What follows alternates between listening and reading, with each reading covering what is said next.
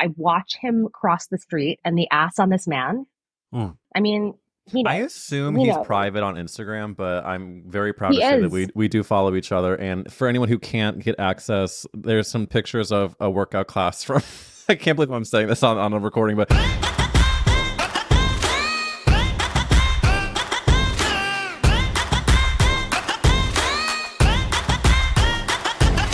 Welcome back to That's a Gay Ass Podcast, the podcast that asks, whose fault is it that you're gay? It is me, Eric Williams, and this week we have a straight girlina. Broadway's Jessica Vosk is on the podcast, and yes, you know her as the Elphaba of all Elphabas. She was a part of the 15th anniversary company on Broadway, and also happens to be the funniest fucking fag hag you've ever met. And I do say fag hag as a huge fucking compliment.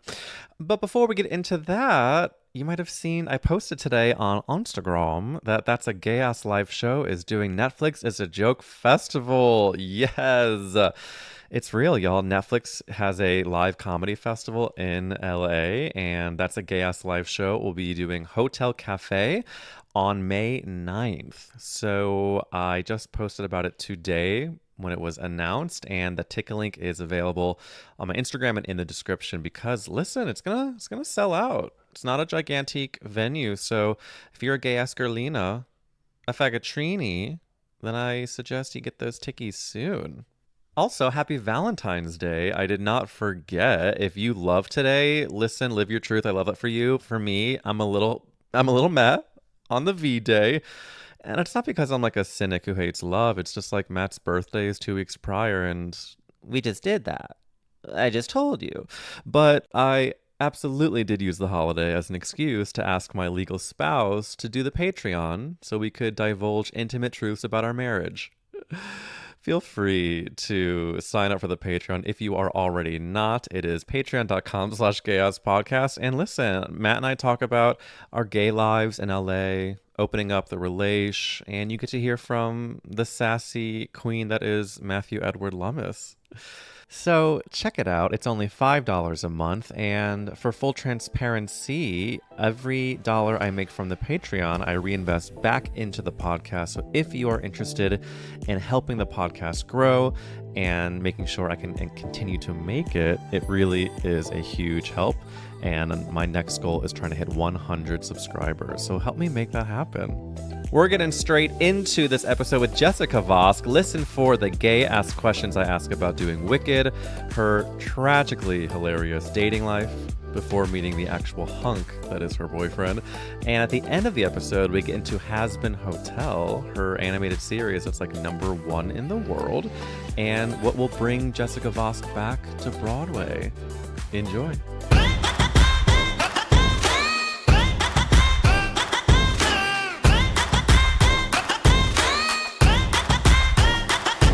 Jessica Vosk makes her long-awaited debut on That's a Gay Ass Podcast. Jessica Vosk, before I butter you up, can I just say thank you for being you and for being here? Oh my God, are you kidding? I have been waiting for this moment.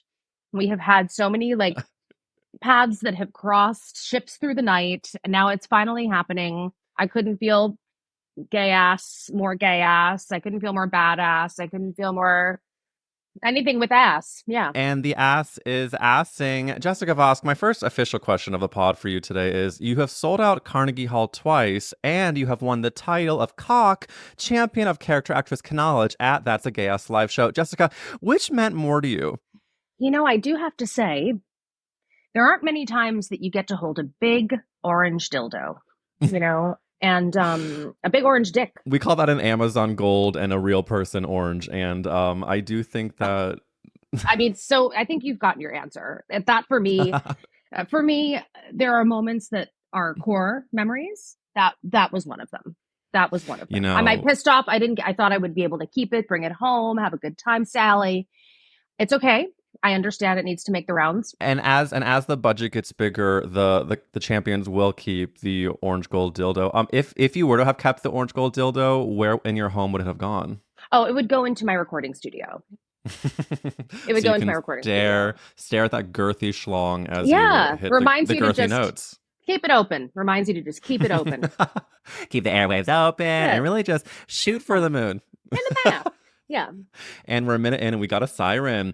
Okay, so listen, Jessica, I do have quite a lot of questions written down for you. So I just want you to buckle the brunch up because there's a lot to discuss.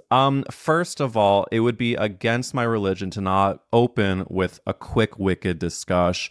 You, of course, were the 15th anniversary Elphaba. Your riff in No Good Deed gave me a second asshole. So let's get into our first question. Before you had played the role, who was your personal favorite Elphaba? And maybe did you have like a riff inspo, or who did you sort of consider a highlight reel as an Elphaba for you? So here's the crazy thing about Wicked. I only ever saw the original cast back when the show opened. So I saw Adele Dazeem and my girl Casey, Mm-hmm. and that was it. And I wasn't one of those people, like I went off into a completely different career. And then I came into Broadway and I made my Broadway debut when I was 30. And when the opportunity came to me of, would you be interested in doing Wicked? And subsequently, is it a dream role of yours? My thing was like, actually, I don't think it was. Like, I'm more of an Eponine Mm-hmm. girl. But Mm. so then knowing all of that and getting the audition for the tour first, I did go down a bit of a K-hole. And I just got, like I love my girl Eden. I love what Eden has done for the breath support Wizard and I ending. Of course, like Adine is the OG, but I would say Eden was more of my like, okay, I see what you're doing there. I understand it. I see it. Of course, like Shoshana and Eden both being, riff-tastic monsters Yeah, of yeah. of that show. And then what I did was I reached out to the women that I knew first just to get their opinions on how to sort of handle the show. This is after I booked it. So like Julia Murney, I love to call her my Murney's Journeys. I Mm. reached out to her. I reached out to Eden. I think I reached out to Stephanie Block, and it really is the Green Girl Sisterhood. And so everybody has a different thing to say about it. But yeah, those were my thing that I think people are most surprised about is that I only ever saw the show once. Yeah. Um, And you saw it when you were like in your High finance school. moment, right? Well, It's I like saw it when I was in high school in 2003. So that's when the show opened, and I saw it in 2003. I forget So how that was old like, that show is. oh, Jesus she's H. geriatric. She's a geriatric pregnancy. And I just can't believe in '03, right? That was the year after I graduated. So I was a freshman in college is when I saw it. And, then I completely went into finance. And so between 2003 and when I auditioned for it in 2015, I had not seen it at all. Wow. So really when you Mm-hmm. did see it for the first time, you probably were like, okay, Deansy doing her thing, Casey, we love her, but probably not Jessica Vosk playing Elphaba in her No, fuge. no, I No. was just like, wow, monkeys, they're flying. You just, you just, and you listen to the original cast album, and everybody, knows the Stephen Schwartz incredible, soundtrack to our lives, Hmm. and that's kind of what it was for me. I do feel like, not to get too morbid, but I feel like as every American knows where they were when 9/11 happened, I think every gay young person knows where they were when they first heard the Wicked OBC. And I myself was in a theater camp and they had shown the Tony performance first of Defying Gravity. And that was my first entree into the W. And then from there, it became just all day, every day, learned every lyric. Did not know, I was fully fit 14, 15, did not know what the lyrics meant, what the show meant. I saw the show, the tour with Stephanie J. Block, with Kendra Cassabaum, who was a St. Louis native, as you know, I am as well. And Yes, I um, do. fully did not understand most of the show because I was just like mouthing the words but not knowing what they meant. So it did not really come to be until I was like an adult seeing the show again. And listen, it's not a controversial statement. Wicked's a fucking great show. Like It's a let's great just say show. it. It's Great a, fucking show.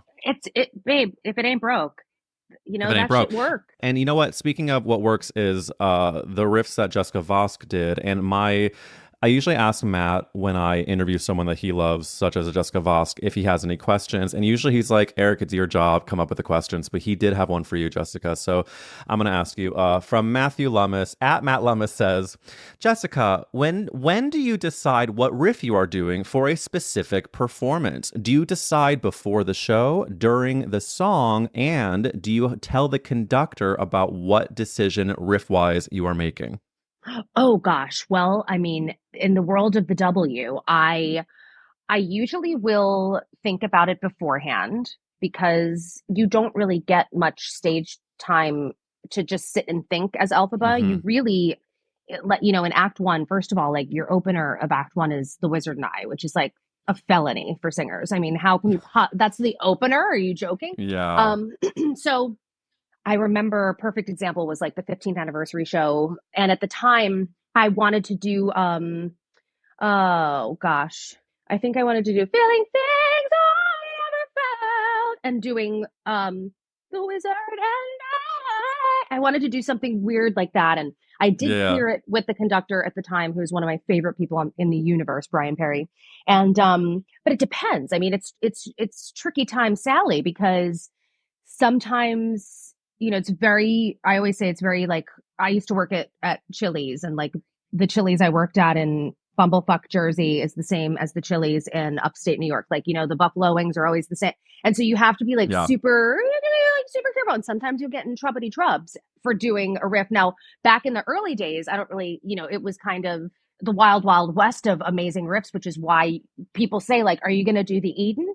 But I Mm. do. There was one time that I did a No Good Deed riff, and No Good Deed is like my favorite, usually my favorite one to sing. And I think I said, it was like, maybe that's the reason why.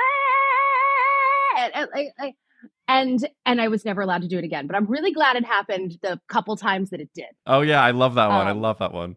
Well, it's almost embarrassing, but I will say it with my full gay chest that the amount of Jessica Vosk YouTube clips of you doing Wicked that I have watched, and that let's get into my entree to you is that I literally saw you as Fruma Sarah in Fiddler on oh, Broad. I literally saw the boots, and then for years and years I was just like a what are your fans called? Voskies? Voskians, yeah. Or like Voskians. who knows now, I but yeah, yeah. I definitely became a Voskian, and then to give the listeners the BTS is my dear collaborator on the live show, Michael Schwartz, worked with you billions of years ago, and he was like, "Should we ask Jessica to do the live show?" And I was like, Of course we should ask. Will she do it?" And then Jessica, and then when you said yes, no joke, we had so many amazing people on that show. But the number one person that all the gay people I know messaged me about and the straight girlies was they could not believe Jessica Vosk was doing That's a Gay Ass Live show. And you showed up and were just so there for it. And obviously the winner chicken dinner. And it's so amazing to meet someone that you are a fan of and to see that they are just as amazing as you would Mhm. hope. And it's so cool to be able to get these BTS, if we full circle to the crazy no good deed riff that I guess you got in trouble and then they were like, Yeah, no it was just more. like, oh, that's too much. And I was like, oh, at least for the, I remember it was on tour. And so, like, any of the audio of that is probably from my tour days because I wasn't allowed to do it on the broads. But that was such like that was a fun moment for me to have created something so cool, because you realize when you step into the boots of the green girl that, so many people have done it before you, and you're coming in on the heels of all of these historical moments in Yeah. Wicked, and knowing people who've created certain sounds and riffs and subplots and character lines. So it was sort of like, how am I going to step into this bad boy, and having had that role thrust upon me in such a cool way. And it was during Fiddler when I found out. I actually saw the casting director last night, who I was Fruma Sarahing, and at the time I had am I talking too much? No, you're perfect. Okay. I'm listening. Sorry, gays. Um, Sorry, gays and straight girlies. And every gay on the planet will know that I was Fruma Sarahing, and I had given her the nickname Dead Elphaba. And I was, because what would happen is she was dead and she was pissed, and at the end of every single dream And sequence I would screaming. just And she was just scrolting. And at the end, you'd be like, if she marries Laser, woo! And I remember being like, woo! I mean, it was just, you couldn't escape from the fact that it was so hilariously, Dead Wicked themed. And so when the call came in about Wicked, I had auditioned several times for the role of Elphaba at that point, because usually they'll pluck people from within the company who already know what it is to be in the Wicked world. Yeah. And I was a fresh off the boat chick who had never done it before, coming in new, coming in hot. Several auditions later, I got a phone call. I was in my dressing room at the Broadway theater, putting on my makeup, and I got a phone call from the casting director. And he said, "Oh, I'm at the stage door with my puppy. I really want you to come down and meet him. Can you come downstairs?" And I was like, "Yeah, sure." And I ran, however many flights of stairs down to the stage door. And I came out, I had my wig cap on and everything. And he's like, "This is my dog, so and so. But actually, I wanted to tell you that you look wicked." And I was like, the first thing I said was, "Fuck you." And he's like, "No, seriously." And I got clearance to tell you first because they haven't told your agents yet. So I'm surprised. And I was like, Holy shit. I mean, that's an amazing. Whenever people book Broadway and I hear the stories about, book like yes, Broadway and their dream roles, yes, in the Heights, there's an In the Heights documentary, or like and there's the guy that played Sketch, and he sees his face on yeah. the billboard in Times Square, and I just weep every time when I think about.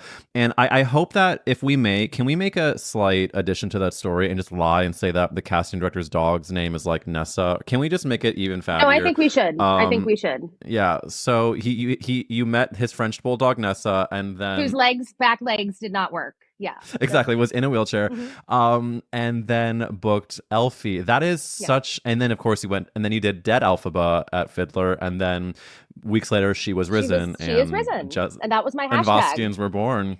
Well, this is such a perfect then segue into the gay question of the podcast, because Jessica, we ask the queers, whose fault is it that you're gay? And we ask the straights, why are you so obsessed with us? So I want to get into Jessica's origin story. Jessica, your podcast question is, who was your first gay? You've always been close to us, so who was your first gay connection? Was it a classmate? Was it a relative? A celebrity? Tell us, Gerlina. Ooh. Who was your first? Okay, listen, my first was one of my very, very best friends from kindergarten.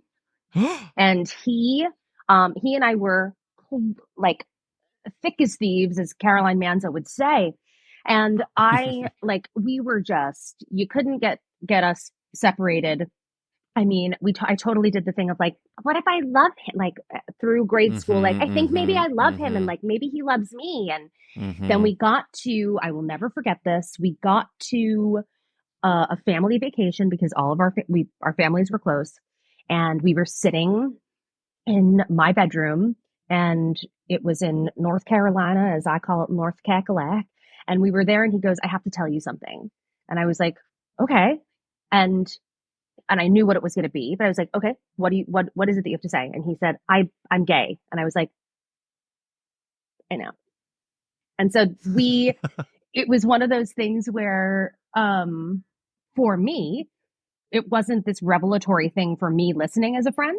It was more a revelatory for him to be able to feel so probably free in saying. How old were you? Do you remember how old you were when this happened?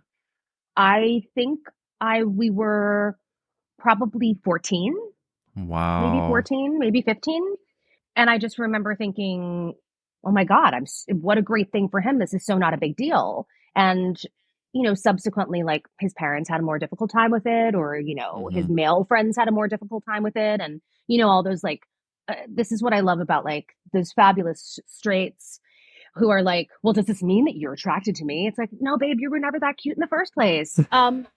But sweetie, you're wearing a bootcut jean and a fucking Birkenstock. Stop. Stop. Like, okay. I mean, okay, Samantha. No, but and by the way, I almost could shed a tear thinking about you in this room with. Can you give us the first name of this friend? Steven. Of course, his name is Steven. Steven, knowing that he had you, and especially being a teenager and to feel safe like that, there is something very magical about the friends that we knew we could be safe with while a lot of the people around us we could not be. And I'm sure a lot of people listening right now will feel what I'm feeling, which is picturing those people, who those people were for us, and I could literally name them. Mm. I think that Steven telling you, well, of course you knew, and of course he knew that you knew, like that weight off of his shoulders to know that his friend Jessica could see him fully now from his own eyes. He didn't have to hide. It's like that safety net, especially North Carolina, Yeah. especially everywhere, is not to be discounted. And I love that Steven had you. I really do. Oh, yeah. It's funny. I'm so actually really glad that you asked that question because I haven't really gotten to think about or talk about that memory.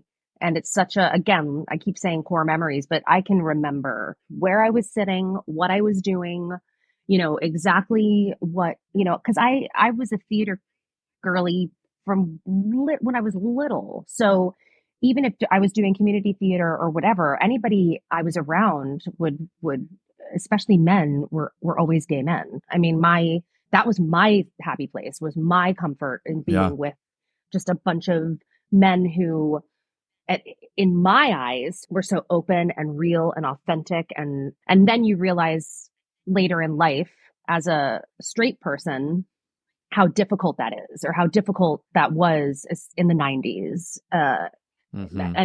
and beyond. I mean, so to think about, probably it makes me really happy to know that so many gay men, gay people have been in a position where they can remember their kind of North Star person being there for them. Oh Cause yeah. I don't take myself that seriously and being like, and I was, let's literally tell this story, because it's not my story, but I got to be there for it. So that for me is such a huge thing. It's also, I want to make a point that there's only been a few straight girlinas on this podcast, and I choose them carefully because you want to talk with someone who feels not only like they are a part of the queer community, but really empathize with the experience. And, to hear your perspective from that side. It's not a perspective we often get, especially on this podcast. I could tell you exactly where I was and who I was speaking with. I was at a Steak and Shake. I was with my friend Jordana. I told her that I was gay. I had just come out to my mom days earlier, and I was weeping over my Reese's cup milkshake, weeping over my steak burger, and then we were about to go see. You want to know the fucking twist of all twists? I must. We were about to go see a concert of a guy who I was in love with. Here's the twist. He was dating Jordana, the girl that I Mm, had just told. And she knew. Oh, did she knew. we But we all didn't, we we know. all knew. But Jordana and I didn't even openly, I love that I'm using her full name. We didn't talk about it for a while because it was just like, really? I don't know. It was a dark secret of mine that not only was I gay, but I was like into my straight friend who definitely was straight and ended up being a total asshole. But like, and he said the same thing when I came out. Are you into me? And of course I lied. Of course, every inch of me was like, sweetie, I've thought about the happy trail too much. Of course. But I said to him, I said, no, you fucking asshole. No, of course you're gross. But anyways, we all know where we were, and so you are. And talk about a core memory, honey. That Yeah, Steven. I mean, it also informed me not to, I mean, maybe we make like a nice little like, and now we've bookended, but Yeah.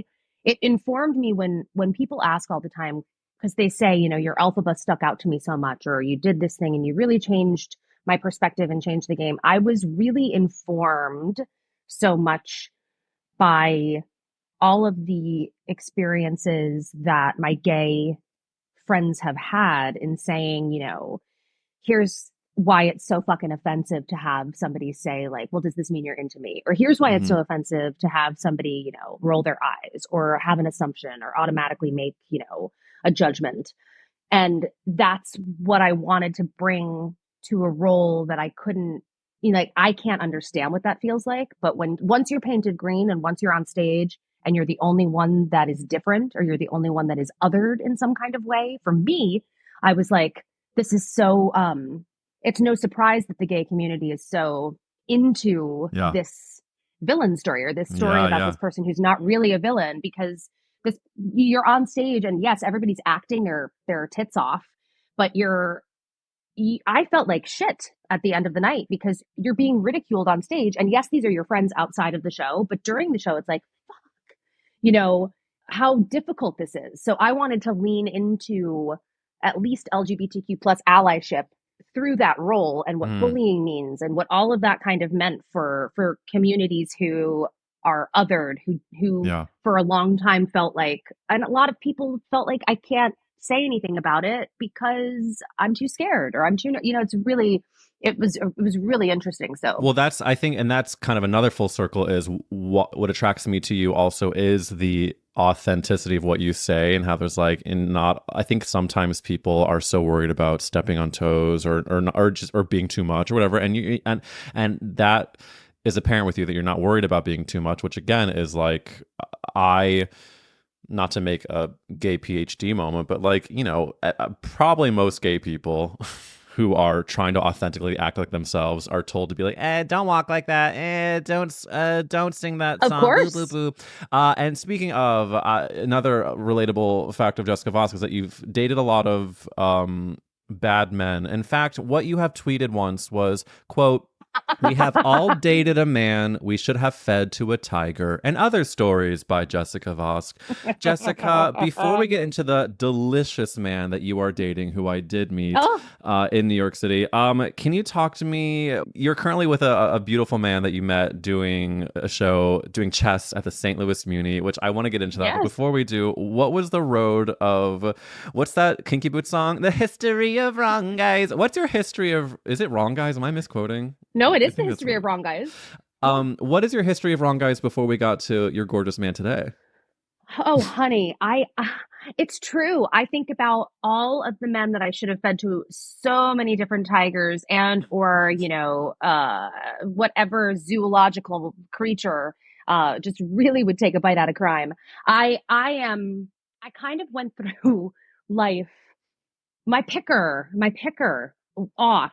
I am that girl. I was that girl. I should say was, because like therapy, is the savior. But I was that girl who was like, the memes that you see where you're like, they were a bunch of red flags, but at the time I was like, a carnival. Like that was my ammo. And I while these men, I mean, and I thank all of them because they have made great fodder for all of my shows. Mm. But I have gone the route of like manipulative, man 15 years older, toxic, Yeah, um, is it a bad boy thing? Like what red flags specifically were your pickers pointing you to? the red flags, yes, the red flags were like, narcissistic, Uh-huh. my way or the highway, Uh-huh. you know, so superior, and if you're going to be with me, then you have to go to therapy because you're fucked up. And I'd be like, I am. And so, You're right, I'm like, wrong. You're good, I'm you're, bad. yeah, like, let's get on the, what's it called, like twirly whirly, like let's get on the teacup ride, like that. For me, I have chosen, I mean, some of the most incredibly just wrong guys, and I will say fantastic in the sack, some of them. Of But course they were. That's some of the of worst men course they are. were. Yeah. And as Jessica now, at 40 years old, goes, okay, well, you didn't need to like emotionally fall for these guys. It would have been just great to have a little roll in the hey, hey, and then, peace out. But for me, it would always be like, and my best friends know this. And I love to be made fun of because I'm as self-deprecating as the next person. But every single one of those awful guys, I would be like, I'm totally in love with him. And my friends would be like, sure, Jan. Like, I mean, they would just every single Yes time. and yes and yeah. Yes, and and I like the most recent breakup that I had is really the impetus for feeding to the tigers, because it's sort of like after these breakups happen, and this happened a long time ago, they keep coming back around. They're like lint. they're like lint in the armpit of your favorite wool coat. I mean, that's Mm-mm. that's what it Well, is. It's just they. they also got a taste of your tilt-a-whirl, and they wanted to take another spin. I mean, or the word gets. I mean, listen, there some of the without me being too specific because I'm sure someone can like look it up, but I have been with people. Yours. That's true. Yeah. I will say someone that I had been with was just like definitely had a lot of work to do, manipulative, dark days, and could not have been more talented in the bedroom. Just really, I mean, Yeah. what's another carnival ride that we can compare the sex to? Like I would say, and like his hole was a Ferris wheel, and I never wanted to get off. And just Davoon, not Six Flags. It was one fag, six. Okay, I'll work on it. But just some of the worst men have the best mouths, you know? Oh, honey, I mean, I remember, like I mean, I'm talking like over the pandemic Lovato, I dated a guy who was like, please stay the night at my house. I don't have any working electricity. I don't believe in it. I believe in candles Sure, and waking up with the sun. And I sure. was like, okay, Oregon Trail.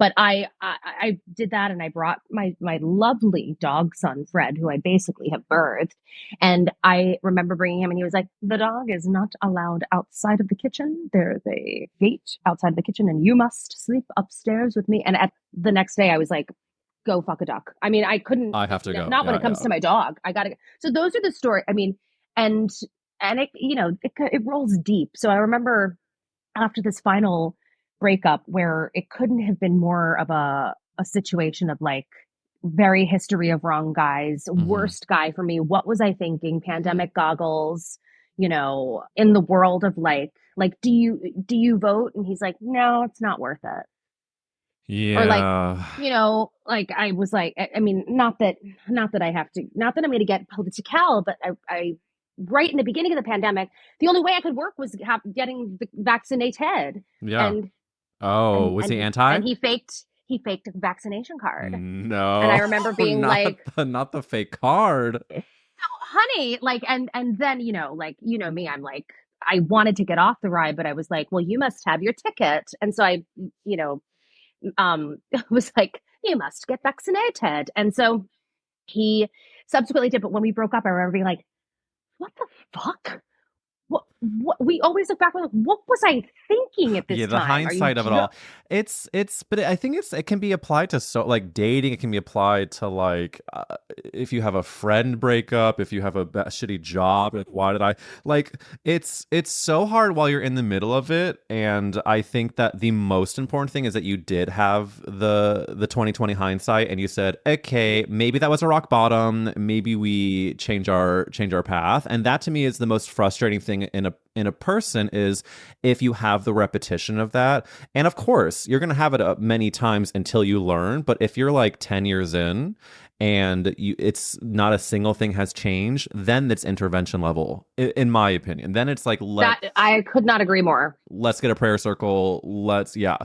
So then can you give us the behind the scenes of just to tell the dolls like you're doing chess at the St. Louis Muni. If anybody listening doesn't know, it's the nation's largest outdoor theater. She's 11,000 seats. Your dear friend Eric Williams did shows there as a teenager, growing up in St. Louis. And then you're doing this random ABBA musical, yes? Oh yes. Oh yes, babe. Like, I mean, first of all, it will be bad if I don't do this. My boyfriend says hi specifically to you. He was like, please Tell tell him I Eric I say say hi. hi, this St. Um, Louis gorgeous man. That's what he said. He's like, my fellow St. Louisian. And so let me set the scene for y'all. I mean, truly, here's the deal. Everybody, Broadway kids, we all want to work at the Muni because it's fast and furious, and the productions they put up these days are just in two thumbs way up, incredible. So you get in, you get out, you get on with your life. Hmm. And I go there to do chess. The score of chess is amazing, but it's also about chess. So you kind of like realize what you're doing. And so it's just fucking fabulous. And I got there, I learned the show. I had been, single for enough time and I hadn't gotten any. And I remember sitting on the platform because you were rehearsing outdoors. And so your Mm-hmm. brain is also somewhat boiling at the time because it's so hot in St. Louis in the summer. And I'm sitting there sweating for my life. And I'm like, you know what? You know what? Fuck it. I have not been on an app. Let me download Hinge and let me put the zip code of where I am into my Hinge and see what happens. And so I did it and I was like, let me see. Hopefully it's not a lot of guys holding a fish, which we know these days is the real deal. And so I'm on my phone and I'm swiping and this guy comes up and I'm like, huh, what a cutie. He seems super cute. So I look to my co-star, John Riddle, who's, um, Fucking hot. absolutely. So, I mean, what I want to say is like, I wish he was straight Oh my and god, I wish he's that I could marry him. no, I get it. I He's get it. so hot. Like we got to kiss during the show and I was like, do you want to like do more? Like, should we like, is there a tongue exchange? Like, Yeah, yeah, should we do? yeah. So anyway, no, he didn't want to do that. So I respect that. But I said to him, John, do you think this guy's cute? Should I go out with him? And John was like, eh. And I said, okay, well, all right, fine. So this lovely guy, his name is Dave. He wrote me this message after we had matched, and it was a beautifully curated, lovely Midwestern man message about, I would love to meet you. I'd love to take you to dinner. You seem so lovely. And I wrote back like, I'm an actor. He's obviously a muggle. I said, I'm just here for another week and a half, hint, hint. Yeah, I'll go to dinner with you and let's have some fun. Hmm. And so we met for dinner. I was sitting in my car. I'll never forget this. I'm sitting in my car and I watch him cross the street and Mm. the ass on this man. I mean, he I knows, assume he he's knows. private on Instagram, but I'm very proud to He say that is. we do follow each other. And for anyone who can't get access, there's some pictures of a workout class from. I can't believe I'm saying this on a recording, but Love it. this man is so fucking hot, Jessica. He Oh, when I met him backstage, he has got these piercing eyes. He proudly wears a gorgeous diamond earring. He is exactly, not to scare you, but he's exactly my type. He's like bald. He's bearded, yes, yeah. bald, bearded, like beautiful, just athletic. I mean, this man is you. Anyways, so you're sitting in your car, you see the ass of the man. I'm You sitting, have I'm like, and she's an ass girly. So I was like, oh my God. Okay. All right. This is going to be a fabulous, lusty, fabulous, a night. fabulusty. And I'm playing it cool. And I almost didn't go on the date. I texted John Riddle and I was like, I'm not going to go. And he was like, get your fucking ass out the door and on the date. I was like, "Mm." So I did. We went to dinner and Dave sits across the table from me and he's like, you have such beautiful eyes. And I was like, God. And so and so we're talking and I find, I'm asking all the questions of, a person who's like, are you, like who's had enough red flags to be like, okay, well, I want to ask you all these questions. Like, how do you feel about like the man who I don't say his name because he's ruined our country person? Sure, And sure, sure. everything checked out with him. I'm a women's rights guy. I'm a gay advocate. Like you have to Oh, check all the boxes, even if I'm going to make out with you. Like I'm going to ask you these questions at the top of the convo, and if you answer, the way that works for me, amazing. And if you don't, like, thank you, next. yeah. And so it was a fantastic conversation, surprised the shit out of me. And I did it before a show so that if the date sucked, I could be like, I have to go to the stage door and I have to put my makeup on because I have a really big show tonight. And but it was really good. And he's like, I would love to see you again. And I said, that's so great. Again, I leave in a week. So let's plan something fun and get it in. And so I go to the show. I text him. I was like, thank you again for dinner. It was really lovely. And he said, I've lived in St. Louis my entire life. I've never been to the Muni. Would you mind if I came to see your show? And I said, all right, well, that seems fine. Let me know which performance you want to come to and I'll get you a ticket. He's like, actually, I'm here right now. So I sort of like, my undercarriage was like, oh. And I said, please do not get a ticket close to the stage. Please, I don't want to see your face. And he came to the show. He waited at the stage door, saw the whole fandom thing happen at the stage door, was down with it. And I did the thing where I was like, will you drive me back to my hotel room? Because Yes, you did. I'm Yes, you did. like, she's no dummy. All right. I get into his big truck, by the way. Hmm. And I'm doing the thing where I'm in the passenger seat, but I'm leaned over the console in the middle, so far over to the driver's side that my tongue could be in his mouth as he's driving, Your and ass is nothing's fully happening. off of the seat. You're just. I'm 5'3". I'm out, like I'm out of the seat. He drives me to the hotel, opens my door, gives me a hug and a fucking kiss on the cheek, and I was like,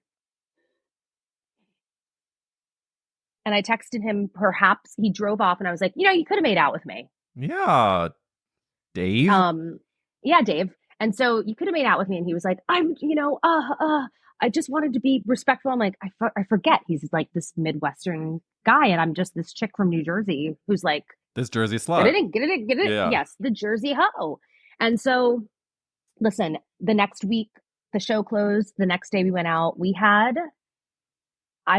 Everyone who's listening to this right now will understand exactly what I'm about to say.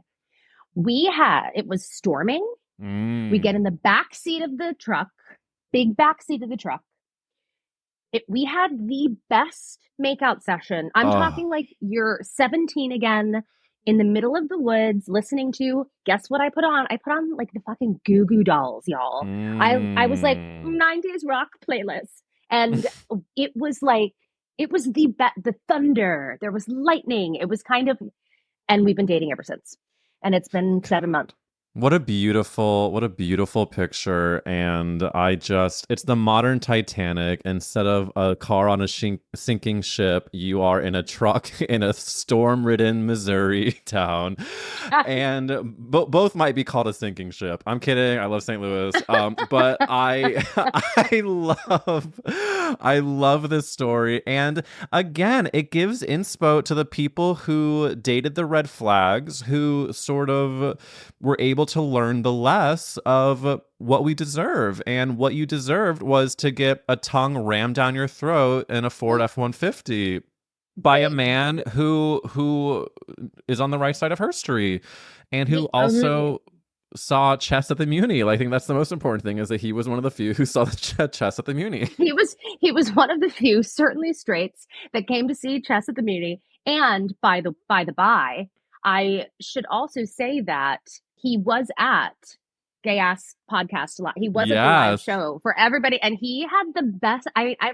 He had the best time of his entire life at this. At Oh. this, it was just like No, he I came felt by like himself. He I met was some watching friends. him, watching you do the lip sync, watching you win. I mean, again, and, I think he had told me that he had like barely been to New York when he had dated you, Mm-hmm. had not seen a show at the Muni, and now he's like at Chelsea Music Hall watching you do a gay ass live show. And Like I'm, he came backstage in the Lion's Den with everybody yeah, back there, held his own, just sat there. I mean, like yeah. he's one of those people who loves what it is that we do and truly appreciates our business. I mean, again, he's not in our business whatsoever, but the amount that he wants to learn about it is so Mm. refreshing.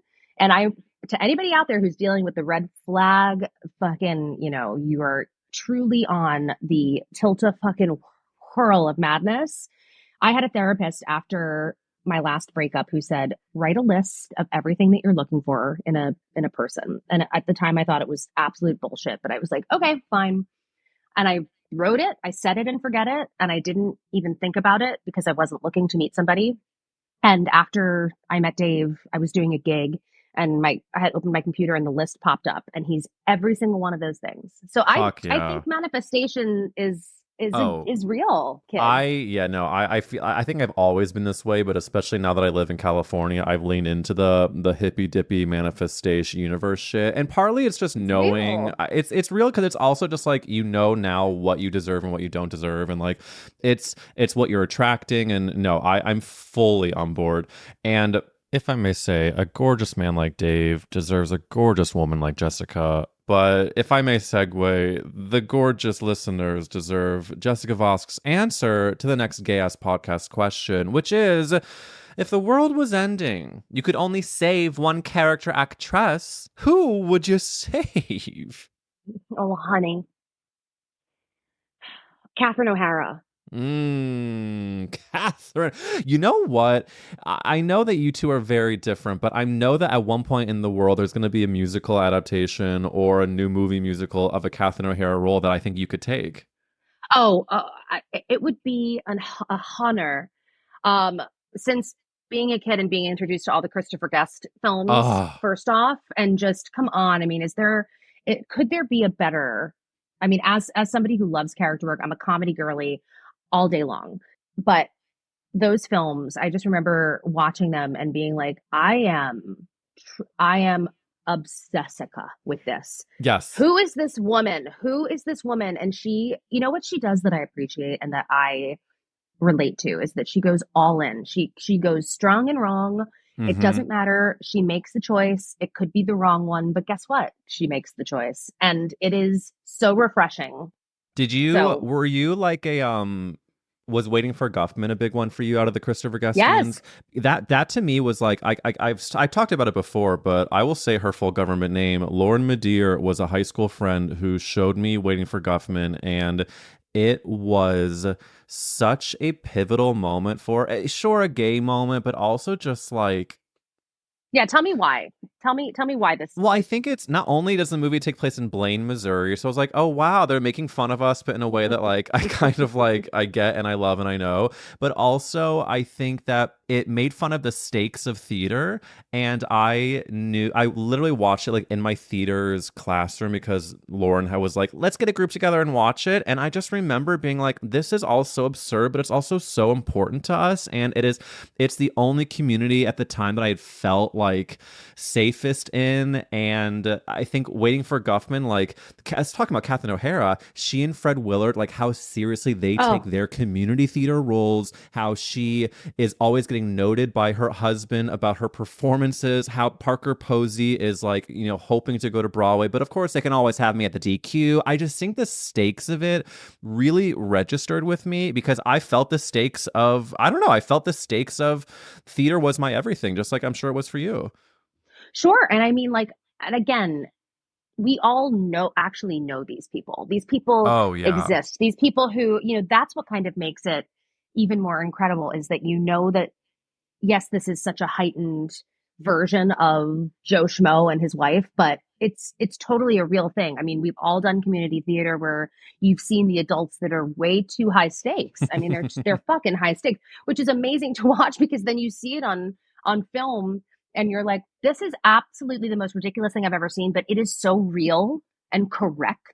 It It's is. hysterical. It's also, I think, like the Corky St. Clair of it all. I thought he was so funny, and I know that I would watch the two movies that were probably like most triggering, but I would watch a lot was Waiting for Guffman, and there's the movie Camp, and Oh, I'm watching Robin DeJesus get bullied for like wearing drag to prom. I'm like, why am I feeling emotional? I don't wear drag, and I'm not gay, quote unquote, even though I knew I was. I think like I was pretending to be straight, but inside this brain, I knew what was up, and I knew that Corky St. Clair was a camp king, and that when he's in front of like all of the towns, like the board of directors, and saying he needs $100,000 for his show, whatever he needs, and he says, "Well, I hate you, and I hate your ass face. I'm gonna go bite my pillow." It's just all of it was so. I think in a way I knew that I would become Corky St. Clair when if I didn't address certain things. He was like he shops for all of his wife Bonnie's clothes. I think I was kind of like I was realizing how funny it was, but also like it was a cautionary tale. no, it is. I mean, these are things that Adam Cantor and I, when we did Fiddler together, we had, back when Snapchat was a thing that had all those filters on it. Yeah. We made a couple of characters named like Randy and Sandy, and Mm, those were our characters. And he was like, "I love my wife," and she was like, "And I love my husband." I mean, and she was the, like, and it was that cautionary tale of yes. like, Yes. Yes. even Adam saying like, this is the cautionary tale of like, oh my God, I'm trapped and I Yeah. am a gay man, but married to a woman and I Yes. am responsible for, her fashion and livelihood and choices and never let me ever get to this point. And Yes. that's Yes. totally correct. And I think the answer of Catherine O'Hara is inspired because she does go full tilt, and she is that that we should save her. Before, since we have to finish soon, I'm going to go through, make sure I hit a few questions that Bring it on, babe. is very important. Question one is, if we go for a quick one more reference to Wicked, you famously posted on the internet you had dinner with Ariana in London. I don't know if she was filming the Wicked movie. I don't know what. But first question is, what is your relation to the Wicked movie? And do you have any hot takes about what to expect or how you feel? Oh, I actually have no, other than being close with Ari. And yes, I did visit her in London while she was on set filming. And it's going to be pretty beautiful, incredible, and amazing. I've gotten to see some things behind the scenes, and it's magic. It's really magic. I'll be as surprised probably in watching it after in post, all of that kind of stuff once it comes out. But they have worked their asses off. I know that Ari, she had called me before she booked it, and or before the news came out, and she was like, I have to tell you something. And I was like, I tried to think of everything that it could possibly be before she actually said Glinda. But I felt so honored that she called. We had become close during the 15th anniversary, and we had, she did this NBC special that we sang on, and Mm. we really connected. And for all intents and purposes, outside of being, one of the biggest pop stars in the world, she's a really beautiful human being, and she gets it. And she was a theater kid all of her life and growing up. So for her, it's a very big thing. And she wanted to do right by Mm. this particular piece. And she was always such a fan, is a fan of this piece. And that was really important to her. So I have a lot of respect outside of our friendship for somebody who takes something like that so seriously. And I just think there are a lot of very cool cameo things that you should be very excited to see. And the fandom is going to go nuts. Oh Straight fuck! up. I cannot wait to take a Yeah. gaggle to the theater, to the movie theater. Here's a good one. If we're still on the Broadway train, you recently retweeted an interesting interview with Patti LuPone asking for thoughts, where Patti said, I don't support how Broadway has changed. She says that we are pandering to audiences. We're making stupid audiences because we're not challenging them. And Patti said she doesn't know what's going on. She thinks the problem is with marketing and inexperienced producers. What do you think about this? And with this in mind, what type of show would bring you back to Broadway? It's a really good question. Patty, I love Patty. She and I met because when I left finance, one of the first shows that I kind of was thrown into off the deep end was Company at the New York Philharmonic with Neil Patrick Harris and Patty and Stephen Colbert and this whole incredible roster of people. And there I was just like la la la la. And so Patty and I met back then, and then subsequently she came to see my Judy Garland show at Carnegie Hall, and Oh, she's like, for me, she's a North Star. I think she's amazing, and she loves to she's opinionated as fuck. And you know, I think life is so different after COVID. I mean, it's just a whole different world. And so I do understand what Patty is saying, but she's also, she came up in a time when it was like stars were made yeah. on Broadway. She's from that Streisand era as well, where it was like, who's this chick doing Funny Girl? And it catapulted her. These things just don't happen anymore. And now it's like, to sell tickets, like, let's get a name in there Yeah. because that's what's going to help us make money. It's a really hard thing. And my little theater heart is like pumping for the West End for some reason. I want to get my ass over there so badly. Hmm. There's a couple of shows in the works that I think I would end up doing on the West End that could end up coming to Broadway. Mm. I love creating right now. I'm getting to create some roles from the ground up with 2 or 3 shows right now. And that's really cool. That's a very cool thing. I've not gotten to do that before. I finished Wicked right before the pandemic hit. So I was at Oh, the wow. middle to end of 2019. And then 2020 happened, and it was like, what? So it was a crazy time. And I had been doing a show called Becoming Nancy, at the top of 2020, and we were in our pre-Broadway workshop when the news hit that Broadway had to shut down. And our Broadway producers went into the hallway and had a phone call. And I remember hearing, okay, well, we've decided to shut Broadway down. There's this thing going around. We have to do social distancing. So we're not going to have this presentation, but we're going to film it. But we have to stay a certain amount of feet away from each other. And Broadway, we're going to just shut it down for 2 weeks. And so we were all like, okay, well, I guess we'll see each other in 2 weeks. And, here we are 4 years later. And all of the shows that were in the works then are now starting to finally happen 4 years later, which is it's crazy. So really I don't know. is. I mean, it's kind of like an awakening happening right now. And I think everything will come to a head in figuring out how to make it work. Well, it also sounds like there's so many seeds that have been planted for you, and it's like going to be an exciting road to see what Jessica Vosk does do next, what out of all the developmental things go, and I just know that we are and like keep continuing. I just did an animated series that has been Hotel right Baby Mazel Tov. I mean, listen, we recorded it. I'm not gonna lie to you. I recorded that shit in 2021. So it was the day after my Carnegie Hall debut. Wow. I debuted at Carnegie Hall. I remember being like, singing on stage with my adorable celloist and my friend Scott from Pentatonics.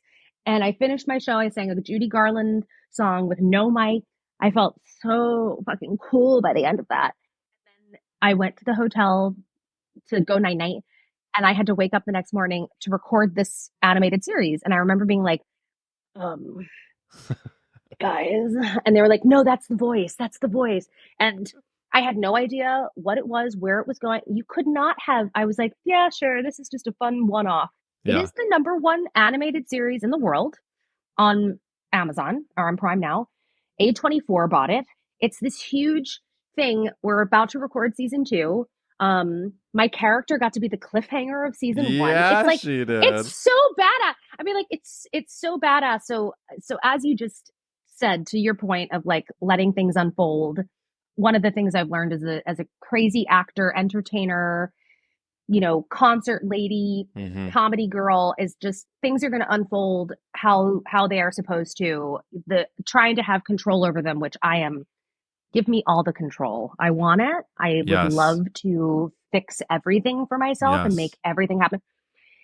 Let go, Well, I want to say that what's inspiring to me is that not only do you let the things happen organically, but also you just stay present and you know what is best for you, what you deserve, and then everything will come. And this is not your last appearance on That's a Gay Ass podcast, is all I'm going to say, because you are such a joy. And all these answers have been so gorgeous. Such a treat to have you on. And before we say goodbye, Jessica, where can the dolls follow you and what should we look out for? Kids, just at Jessica Vosk. I like to keep it simple. You can follow me on the gram. Mostly, I've been told I do need a TikTok, but I don't know. There's so many people post so many videos of me on the Tickety Talk that I just allow that to be my presence. Good.